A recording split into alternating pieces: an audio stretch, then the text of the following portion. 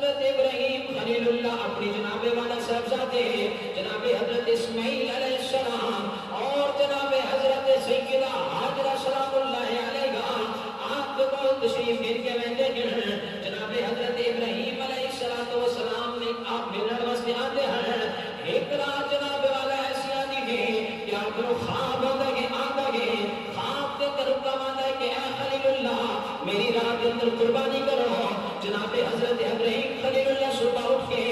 1000 بکریاں اپنی برگاہ کے اندر ذبح کر چھوڑ دے گئے دوسری رات آتی گئے جناب حضرت ابراہیم خلیل اللہ کو خواب آتا گئے کہ اے خلیل اللہ میری رات کے اندر قربانی کرو جناب حضرت ابراہیم خلیل اللہ اٹھتے گئے 1000 جناب والا گائیں رکھتے نات قربان کر چھوڑ دے گئے تیسری رات آتی گئے خواب آتا گئے کہ اے خلیل اللہ میری رات کے اندر قربانی کرو جناب حضرت ابراہیم خلیل اللہ صبح اٹھ کے 1000 اٹھو جناب والا رکھتے برگاہ کے اندر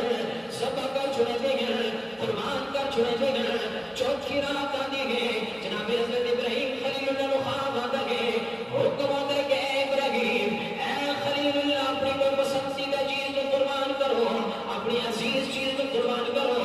ایسی چیز جناب والا قربان کرو جس کے نال تسا محبت کرتے گا کیونکہ اللہ نے قرآن مجید فرقان حمید کے اندر ارشاد فرمایا لن تنالوا البر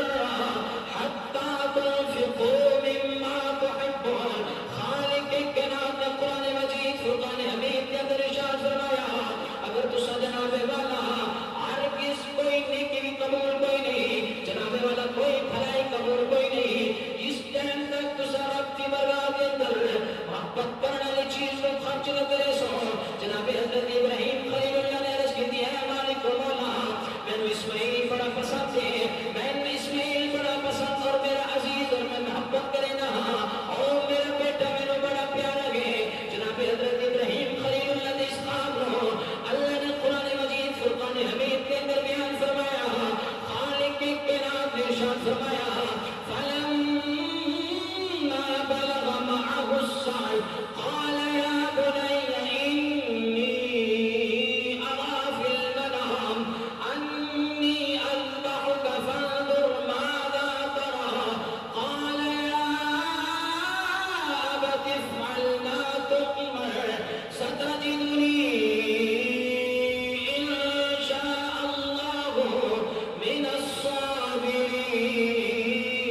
الصابرين جناب خالق کائنات نے ابراہیم علیہ السلام نے اس خواب کو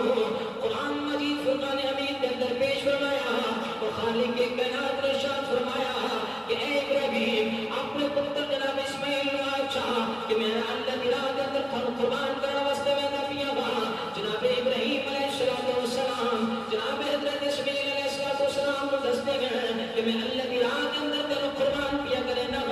جناب تابعدار بیٹا جناب اسماعیل پاک آپ عرض کرے دے گئے ابا جان جس چیز کا تم اللہ نے حکم فرمائے گے اور تسا کر چھوڑو میرے تسا صبر کرنا دے وچ پیسو اب آپ اسی وقت